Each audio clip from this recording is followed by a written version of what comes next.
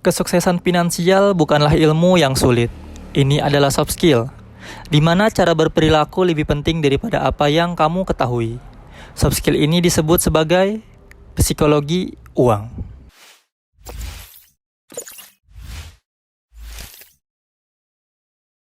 Kutipan di atas merupakan premis dari buku yang berjudul The Psychology of Money by Morgan Housel. Sebagai informasi, Morgan Housel, partner di The Collaborative Fund dan mantan kolumnis di The Motley Fool and The Wall Street Journal.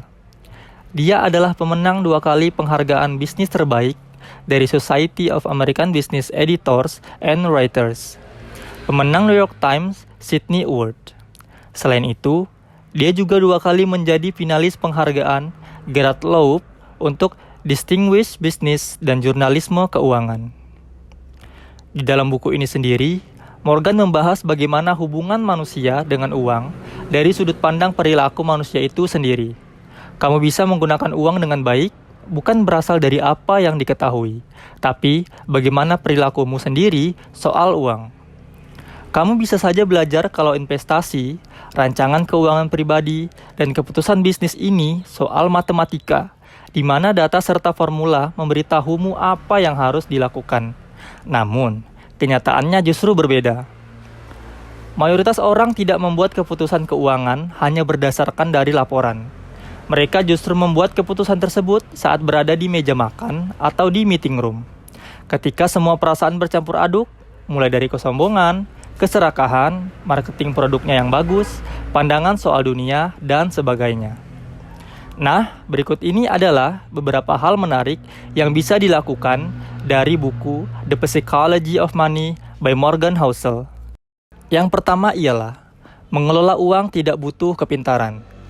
Orang jenius yang kehilangan ketenangan dalam mengatur keuangan mereka, maka akan berakibat sangat fatal. Hal sebaliknya, orang biasa yang tidak punya latar belakang keuangan bisa menjadi kaya apabila dia punya karakter perilaku tertentu soal uang. Ini tidak ada kaitannya dengan kepintaran.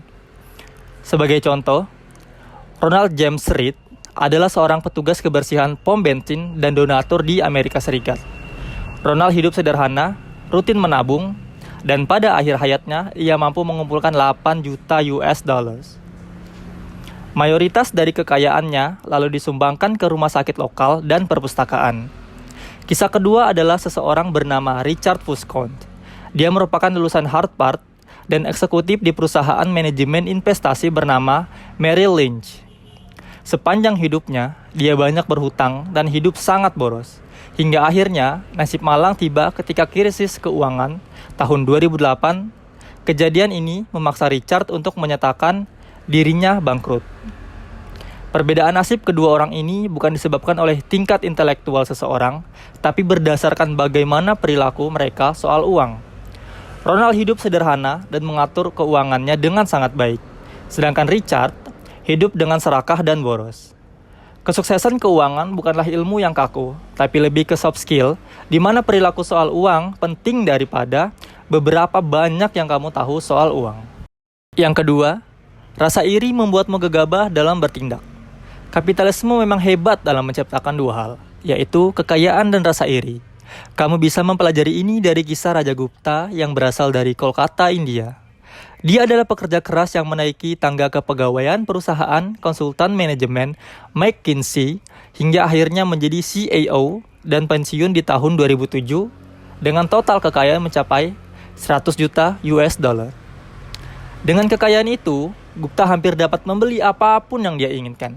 Namun tetap saja ia merasa iri dan ingin mengumpulkan lebih banyak harta. Di tahun 2008, Gupta yang menjabat sebagai salah satu dewan direksi dari Bank Goldman Sachs mendengar berita bahwa Warren Buffett akan berinvestasi sekitar 5 miliar US dollar untuk memastikan bank tetap mampu bertahan selama krisis keuangan berlangsung. 16 detik setelah mendengar informasi tersebut, melalui conference call yang belum dipublikasikan kepada masyarakat luas, Gupta menghubungi manajer investasi dan membeli sebanyak 175.000 lembar saham dari Goldman Sachs.